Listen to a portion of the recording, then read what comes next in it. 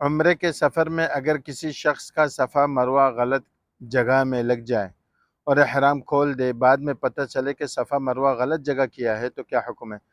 دیکھیں، صفا مروہ اگر غلط جگہ کیا ہے، مطلب سعی اگر آپ نے غلط جگہ کی ہے تو اس کا مطلب یہ ہے کہ سعی باطل ہے، سعی ہوا ہی نہیں ہے۔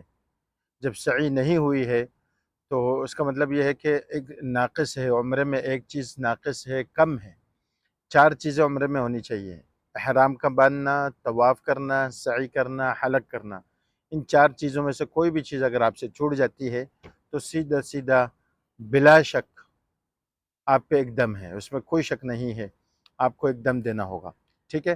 اس کی یہ ایک صورت ہے کہ اگر آپ وہیں پر ہیں اور آپ نے صفا مروہ غلط جگہ میں لگا لی، پھر اس کے بعد آپ کو پتہ چلا، آپ حرم کے اندر ہی ہے، آپ کو پتہ چلا کہ مسعی تو اس طرف ہے، صفا مروہ اس طرف ہے، تو آپ نے جا کے پھر صفا مروہ بھی کی اور حلق بھی کروایا، تو اس صورت میں دم تو نہیں ہے۔ لیکن آپ نے صفا مروہ کر کے، مطلب سعی کر کے آپ نکل گئے، حرم سے نکل گئے، حلق بھی کروا لیا، سب کچھ کروا لیا، اور آپ نے سمجھا کہ میرا عمرہ مکمل ہوا۔ بعد میں آپ کو پتہ چلا کہ میں نے تو غلط جگہ میں سعی کی تھی، سعی کی جگہ تو یہ ہے، تو اس صورت میں دم ہے۔ مطلب یہ جو صورت آپ پوچھ رہے ہیں اس سوال میں، اس صورت میں سیدھا سیدھا دم ہے۔